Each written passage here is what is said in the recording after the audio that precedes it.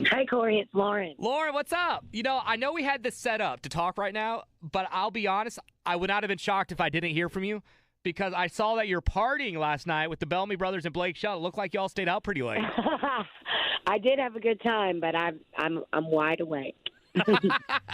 Well, Lauren, thanks for taking the time. This was big this morning. We made the announcement, our new countryside stage for WMZQ Fest. Kaylee Hammock, Ryan Hurd, Lauren, Alaina. Now, Lauren, the way I describe your shows, it's energetic, it's fun, and you never seem to know what you're going to get from a fan's perspective because you do mashups of songs, which is always fun, and then you seem to bring people up on stage with you, and the way the interaction happens, I mean, you really never know what you're going to get. Yeah, I'm a crazy person, and that shows when I'm on stage.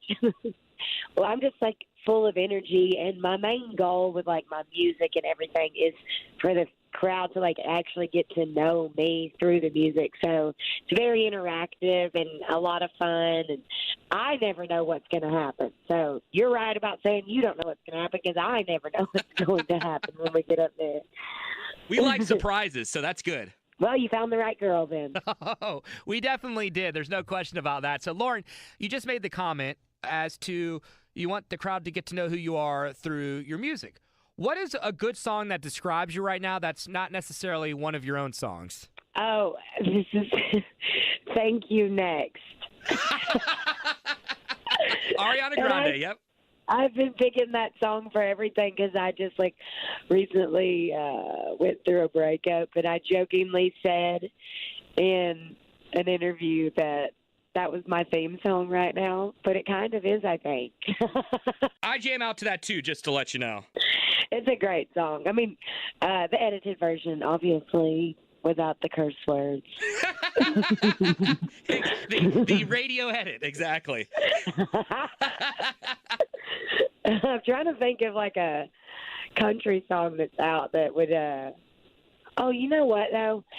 The whole entire new Florida Georgia Line record is like unbelievable. Yes. I'm literally listening to it on repeat. That record, I think, was so needed for our format and the things they say on that album. I'm just like obsessed with it. I literally love every single song. That song, People Are Different, is like such an important song, I think, for where we are in the world right now. I don't know that necessarily showcases my personality, but I'm just giving a little plug there because I think that record is amazing. Yeah, that is definitely one of those albums that is a must listen to. I agree with you on that, Lauren. Now, that song of FGL's, that's a statement song. Ladies in the 90s is a statement song. Why don't you kind of talk about that whole process and how that came about? Sure. I wrote Ladies in the 90s with Amy Wadge and Jesse Frazier, and I've had a lot of luck with Jesse Frazier. I wrote Road Less Traveled with him, and a bunch of the stuff that's going to be on the new album I've done with him. And Amy Wadge is a beast. She wrote Thinking Out Loud with Ed Sheeran. She's just like a beast. And I get asked all the time, I'm sure you've asked a bunch of people this question, why aren't there more women on the radio? What can we do about women on the radio? Blah, blah, blah. And I just was like, I don't know why. And so I went into the room and I said, I want to write a song that showcases how powerful it is when women are heard on the radio. So we put 12 examples in that song. There are 12 songs that literally changed my life and inspired me to be who I am today. Like I started singing in the back seat of the car to Whitney Houston and Shania Twain and Dolly Parton and all of these women that were on the radio. And I just wanted to write a song that was like, hey, remember this wonderful time when women were dominating? Me too. I loved that. Let's do that again. 12 examples. Now, when you're tying that all together, trying to get it to gel to make sense to come up with Ladies in the 90s, how long did that process take? We probably wrote the song in 3 to 4 hours, I would say. Sometimes you write songs for a couple days. This one was relatively quick.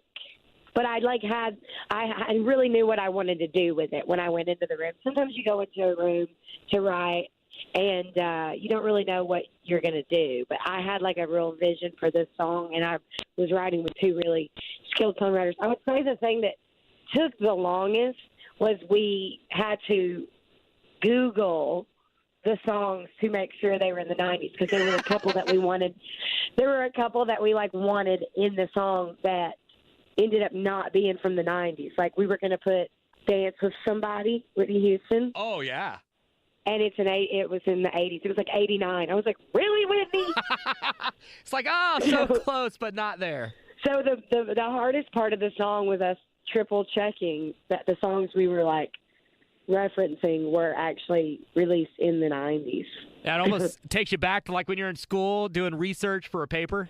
It was like a little bit of like a math test or something. We were having to do research and make sure we got it right. At least you had the internet, instead of having to go through like encyclopedias trying to figure everything out. Oh my gosh, can you imagine? How did people live? How did we live then? Seriously, it's like looking back, it's like, how did we survive? Maybe the best thing about you being born in the mid-90s, Lauren, is you did not have to grow up using Encyclopedia Britannicas, because that was just a pain. I didn't have a phone until I was 14 or 15, so I lived most of my life without technology, I would say. I mean, I've half of my life. Half of it. Well, Lauren, we've been jamming out to Ladies in the 90s. Excited about the music video for that because I know you were just shooting that the other day. What is something you can share with us that you haven't told anybody that we can kind of get the exclusive scoop on? Well, I will say it definitely showcases my personality. It's the first video that we've really I love comedy and humor, and I love to make people laugh and interact with them, and I haven't really done that with a music video yet, and I would say that we do that with this one. Oh, okay. So how about that? Is there a time frame when we'll be able to see it, like a month, 2 months? I don't know when we'll be able to get it released. We obviously want to do it as soon as possible, but I haven't gotten any edits or anything yet. Okay. Well, we're excited to see you perform that at WMZQ Fest. I know you will. I know we're going to have a great time. I just got to ask one more question because I always love looking at your posts on Instagram because you're very fashionable. You never know what you're going to wear, and your captions are just so How long does it take you to come up with this stuff? Some of them I come up with immediately, and some of them I have to work through my brain. Now it's like a thing. I can't post things without a pun. Oh, trust me. I know. I was scrolling. I was like, everything's got it. This is great. I love it. It's like my thing. My bio says girls just want to have. No, wait. What a wonderful world. I changed it a couple times. Yeah, and then you threw a little shout out to Seth Meyers with your performance as well. Yes, that was awesome. So much fun. He was hysterical. I bet you two together are a riot. It would be fun just for outsiders to sit in and watch. Yes, he was really funny. I mean, I was so happy to be there. I love people that are funny. If you're funny, you can roll with me. Well, Lauren, speaking of fun, we're going to have a blast at WMZQ Fest May 18th, Jiffy Lube Live. I do know that. Really looking forward to it and can't wait to see you there. Perfect. I'll see you there.